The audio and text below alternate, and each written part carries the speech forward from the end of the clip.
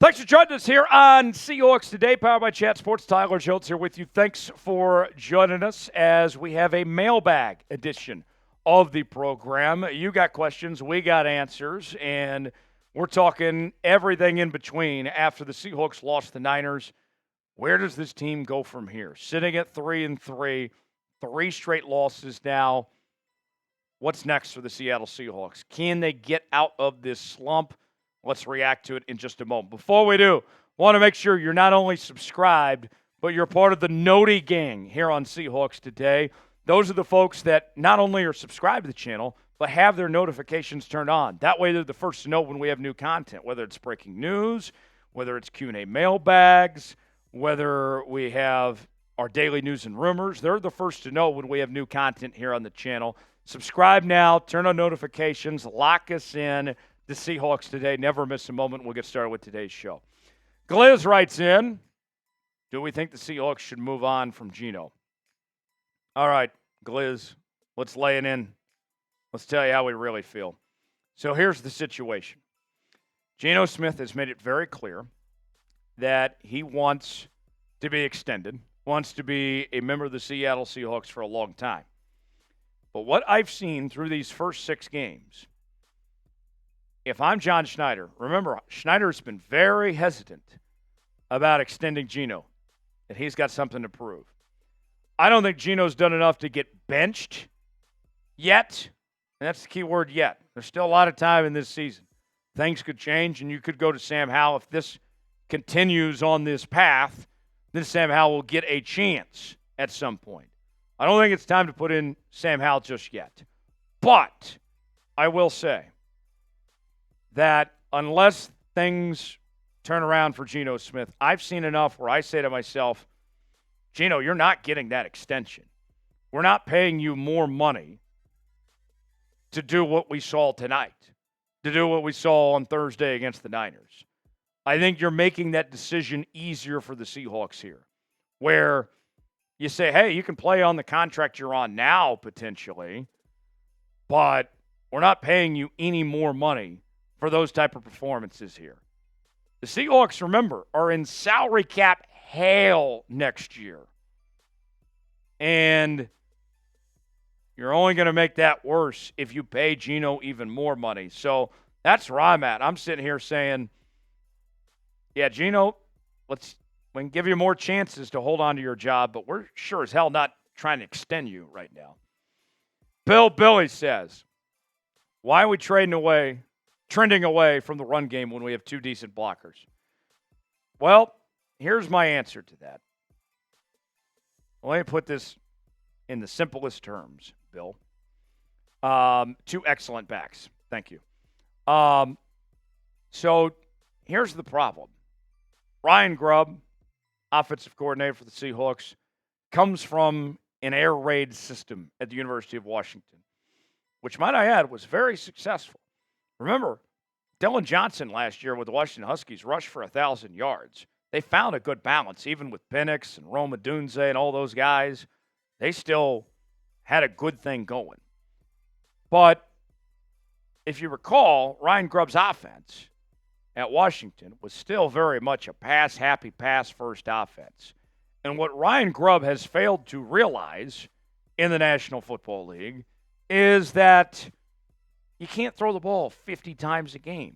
That's just not how this league works. That's not how this league operates in order to be successful by throwing it 50-plus times. I mean, you can even take a look at the Chiefs. Patrick Mahomes and company, he's made a lot of turnovers this year. Chiefs are running the football not enough, even in Kansas City, even with the best quarterback in the league. You got K9, you got Zach Charbonnet. It's a problem with the system. And we saw on Thursday where the Seahawks ran it more. They ran it 20 times. Walker got 14 carries compared to 5 that he had the previous week against the Giants. But this ain't the Pac-12 anymore. That conference is dead. This ain't the University of Washington. This is the NFL where you have to run the ball to be successful. You have to establish the run to open up the passing game. And Ryan Grubb has failed to realize that. Ryan Grubb's the issue of why they're not running the football more. Are the Seahawks a playoff team? 3 straight losses. Is this salvageable? Weigh in, let us know. Y for yes, in for no, what you think. Today's show is sponsored by Game Time. Game Time is the place to go for the best seats, the lowest prices guaranteed. Whether you're looking for tickets to sporting events, concerts, theater productions, comedy shows, and more, including games to see your Seattle Seahawks, we got you covered on Game Time. Game Time has a new feature called Game Time Picks that makes getting tickets to see your favorite teams play live even easier. Game Time Picks filters out the fluff to show you only incredible deals on great seats, so you don't have to waste time searching through thousands of tickets. They have their super deals. If you see a super deal, you can't pass up on it. They have their seat views as well, so you can get the visual and see what your seat is like. And here's how it works. You choose the event you want to go to. Then you choose your seat. You get the 3D visual, see what that seat is like, and then you're checking out with Apple Pay, Google Pay, Venmo, all major credit card providers. Your purchase is covered with the most flexible customer service policy in the ticketing industry. Download the Game Time app, create an account, use code CHATSPORTS for $20 off your first purchase. Terms apply. Again, create an account, redeem code CHATSPORTS for $20 off. Download Game Time today. What time is it? Game Time. The link is in the comments and description of today's video. Alex says, is the Byron Murphy loss that big of a loss? I mean, think about this. You look at the front seven in the pass rush in the first 3 weeks compared to the last 3 weeks. And Byron Murphy's been out a few games. Do I need to say more? Do you see the difference? I mean, even without looking at raw numbers and PFF nerd stats and all that nonsense. I actually like PFF, but you get the idea. I mean, it's a night and day difference from what we saw a few weeks ago to what we're seeing now. And I hope Byron Murphy gets healthy. I want him back on the football field. But that's a guy that the expectation would be a difference maker. That could be one of your starting defensive linemen for the next decade. And he's already looked fantastic when he's been out there. Yes, it is a big difference. It's not going to fix everything, clearly. But Jonathan Hankins ain't cutting it. You need Byron Murphy badly to make a difference with this team. It's holding them back, not having him there. Seth says, is it safe to say the O-line is going to remain the root of our problems? Yeah, the offensive line isn't improving. This is one of the worst offensive lines in the league. Even Charles Cross, one of the few bright spots for the Seahawks offensive line. He was getting called for penalties. He had his struggles. This offensive line is going to continue to hold this Seahawks team back. They can't even figure out the right guard spot. They've been going back and forth with Bradford and Haynes. I mean, make a damn decision. Figure it out. Look, Spinney brought up a very good point in our watch party, which I think we should reiterate. That, yes, the offensive line sucks ass, and they got some problems. But a good quarterback overcomes that, plays with the struggles of his offensive line. Geno's not doing that right now. And the offensive line, yes, it's the number one issue, but it's not an excuse for failure. And that's what this Seahawks team is doing right now, is failing. Do you believe in Geno Smith? Is he still your guy? Are you still riding or dining with Geno, or do you want to see Sam Howell or somebody else? Type B for believe, D for don't. Get in that comment section and let us know if you're still in on Geno or not. Time for a couple more.